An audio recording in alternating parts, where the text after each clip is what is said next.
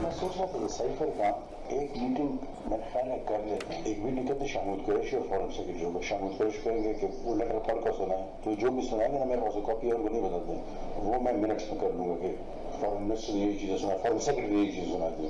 फिर एनालिसिस अपनी मर्जी के मिनट्स में कर देंगे ताकि भी ऑफिस के रिकॉर्ड में मिनट करो। एनालिसिस ये होगा कि ये इनडायरेक्ट थ्रेट है अगेंस्ट डिप्लोमेटिक, वो है डिप्लोमेटिक लैंग्वेज में इसको थ्रेट कहते हैं। देखिए मिनट्स तो फिर मेरे हाथ में है ना, वो तो जिस तरह वो करेंगे तो we will draft the minutes. कई दिन से लापता साबिक वजीर आजम के प्रिंसिपल सेक्रेटरी आजम खान ने साइफर से मुताल्लिक बयान अदालत में रिकॉर्ड करा दिया। कहा, चेयरमैन पीटीआई ने सियासी मकासद के लिए साइफर का ड्रामा रचाया, हक़ायक़ को छुपाकर झूठा और बेबुनियाद बयानिया बनाया। तहरीक अदम इत्तेमाद से बचने और अपनी हुकूमत बचाने के लिए साइफर को बैरूनी साजिश का रंग दिया। साइफर को सोची समझी साजिश करार देते हुए आजम खान का कहना था कि चेयरमैन पीटीआई ने साइफर को गलत रंग देकर अवाम का बयानिया बदल दूंगा। आजम खान के मुताबिक चेयरमैन पीटीआई ने उनसे साइफर 9 मार्च को लिया, बाद में गुम कर दिया। साइफर ड्रामे के जरिए अवाम में मुल्की सलामती इदारों के खिलाफ नफरत का बीज बोया। उनके मना करने के बावजूद चेयरमैन पीटीआई ने सीक्रेट मुरासला जाती मुफाद के लिए लहराया। चेयरमैन पीटीआई ने अपने सियासी मफादात के लिए मुल्क के साथ खेल खेला, इदारों को बदनाम किया। उन्हें हर कीमत पर सजा मिलनी चाहिए। वजीर दाखिला राना सनाउल्लाह ने कहा कि रियासत की मुद्दत में यह मुकदमा प्रोसिक्यूशन के लिए जाएगा। चेयरमैन पीटीआई को अपने जुर्म का हिसाब तो देना ही होगा। आजम खान के बयान से पता चल चुका है कि असल मीर जाफर कौन है। शाह महमूद कुरैशी इस जुर्म में बराबर और पूरी तरह शरीक हैं। इससे पहले जियो न्यूज़ के प्रोग्राम जियो पाकिस्तान में राना सनाउल्लाह का कहना था कि जिन्होंने दिफाई तनसीबात पर हमले किए उनको इलेक्शन में हिस्सा लेते नहीं देख रहे। पीटीआई रहनुमा हम्माद अजहर का आजम खान के बयान की तहकीकात का मुतालबा। चीफ जस्टिस से भी साइफर मामले की तहकीकात का मुतालबा कर दिया। कहा, कौमी सलामती कमेटी के मिनट्स और प्रेस रिलीज को भी इंक्वायरी के लिए इस्तेमाल किया जाना चाहिए। तर्जुमान तहरीक इंसाफ ने अपने रद्द-ए-अमल में कहा कि 1 माह से लापता आजम खान से मंसूब गैर मुसद्दिका बयान तज़ादात का मजमुआ है।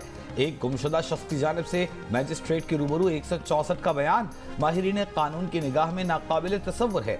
आजम खान का मुबैना बयान उसी सिलसिले की कड़ी दिखाई देती है जिससे ज़ेरे हिरासत अफराद इस्तेहकाम या पार्लियामेंटेरियंस की सफ़ों में से बरामद या प्रेस क्लब से बाजियाब होते हैं। वफाकी वज़ीर शेरी रहमान ने आजम खान के बयान को चेयरमैन पीटीआई के खिलाफ चार्जशीट करार दे दिया। कहा, पहले दिन से कह रहे हैं कि साइफर साबिक वज़ीर आज़म की मनगढ़ंत साजिश है। उन्होंने अपने छोटे सियासी मकासद की खातिर मुल्क की सिफारती ताल्लुकात को दाव पर लगाया और पाकिस्तान के लिए सिफारती बहरान पैदा किए। क्या मुल्क के सबसे बड़े ओहदे पर बैठकर उनको मुल्क के खिलाफ साजिशें घड़नी चाहिए थी? झूठा बयानिया बनाने वाले दूसरों पर मुल्क दुश्मनी का फतवा लगाते रहे। साइफर नहीं बल्कि साइफर के नाम पर बयानिया साजिश थी। अमेरिका ने असिस्टेंट सेक्रेटरी डोनाल्ड लू के खिलाफ इल्जामात सरीहन झूठ करार दे दिए। अमेरिकी स्टेट डिपार्टमेंट की deputy assistant secretary Elizabeth Horst ने कहा कि पाकिस्तान के साथ काबिल कदर शराकत की राह में प्रोपेगेंडे और गलत मालूमात को रुकावट नहीं बनने देते। पाकिस्तानी सियासत में अमेरिका का किरदार नहीं, इस मुताल्लिक गलत मालूमात दूर करना है। अमेरिका पाकिस्तानी अवाम की मंतखब किसी भी हुकूमत के साथ काम करने को तैयार है। किसी एक सियासी उम्मीदवार या पार्टी पर किसी किस्म की पोजीशन नहीं रखता। तहरीक इंसाफ के चेयरमैन ने अदालत में खड़े होकर माफी मांग ली। कहा, उनके बयान से किसी की दिल आजारी हुई तो माफी मांगते हैं, अगर लाइन क्रॉस की है तो माफी मांगते हैं। खातून जज को धमकी के केस में चेयरमैन पीटीआई ने अदालत को बताया कि जोश खिताबत में कानूनी कार्रवाई करने का कहा। उन्होंने जो कहा उस पर जज साहिबा से माफी भी मांगने गए थे। चेयरमैन पीटीआई की अबूरी जमानत में 24 जुलाई तक तौसी। इंतखाबात पुरानी मरदमशुमारी पर कराने का फैसला नहीं हुआ।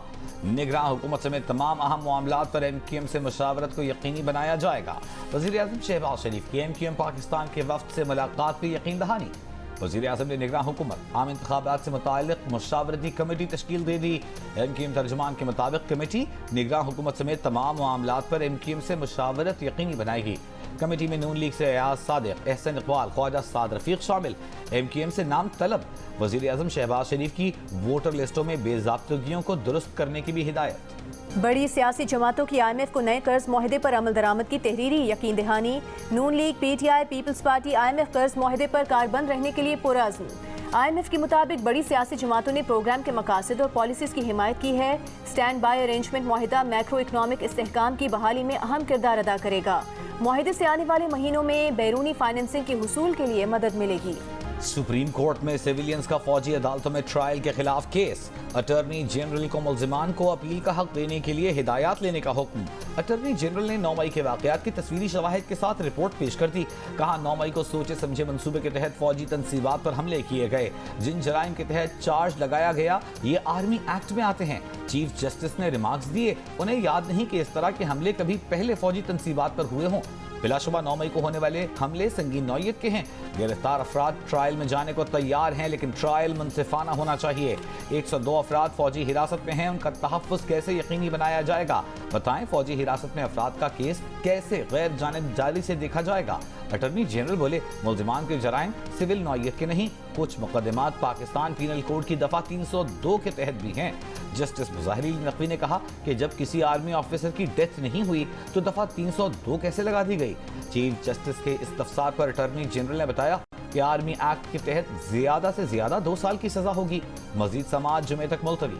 सुप्रीम कोर्ट में supreme court practice and procedure act के खिलाफ केस डी लिस्ट नोटिस जारी। नोटिस में कहा गया है कि फौजी अदालतों से मुतालिक केस की वजह से practice and procedure act case D list किया गया।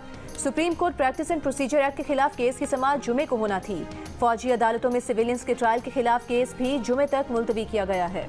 रावलपिंडी इस्लामाबाद में तेज बारिश 13 जाने ले गई। गोलड़ा के करीब दीवार गिरने से तामीराती मंसूबे पर काम करने वाले 12 मजदूर जाँ बहक हो गए। 4 को जिंदा निकाल लिया गया।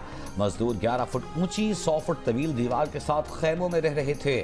मोहम्मदी टाउन में दीवार गिरने से एक बच्ची चल बसी। बारिश के बायस फिसलन से इस्लामाबाद पेशावर मोटरवे पर सुबह सवेरे 4 बसें, एक कार और एक वैन आपस में टकरा गए। हादसे में 35 अफराद जख्मी, 11 की हालत तशवीशनाक। रावलपिंडी में 195 मिलीमीटर से ज्यादा बारिश रिकॉर्ड की गई। सुबह की बारिश के बाद नाला लई में पानी की सतह खतरनाक हद तक पहुंच गई। बारिश थमने के बाद नाला लई में सूरत हाल मामूल पर आ गई। पंजाब, आजाद कश्मीर और खैबर पख्तूनख्वा में मूसलाधार बारिशें, निज़ाम जिंदगी दरहम बरहम हो गया।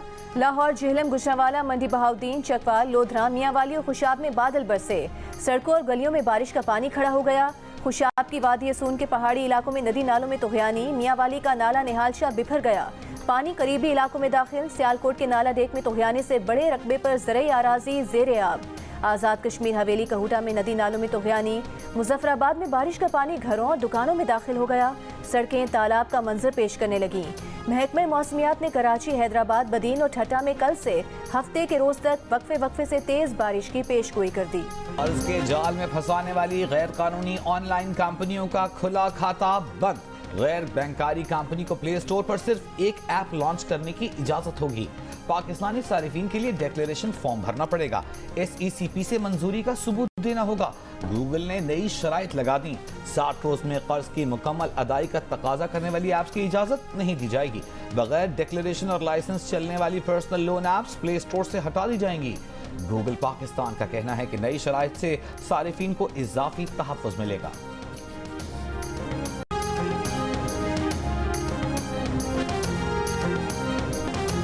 गोल्ड टेस्ट में श्रीलंका के बैटर्स पाकिस्तानी स्पिनर्स के जाल में फंस गए। घूमती गेंदों ने दूसरी इनिंग्स में श्रीलंका को 279 रन पर समेट दिया। नुमान अली और अबरार ने 3-3 शिकार किए। सलमान आगा ने 2 बल्लेबाजों को पेवेलियन का रास्ता दिखाया। शाहीन आफरीदी ने 2 विकेट्स अपने नाम की। धनंजय डे सिल्वा एक बार फिर टिक गए। 82 रन की इनिंग्स खेल गए। ग्रीन कैप्स को जीत के लिए 131 रन का हदफ मिला है। चौथे दिन के इख्तिताम पर पाकिस्तान को 83 रन दरकार, 7 विकेटें बाकी। चेयरमैन PTI और बुशरा बीबी ने इद्दत के दौरान निकाह केस काबिल समाअत होने का सेशन कोर्ट का फैसला चैलेंज कर दिया।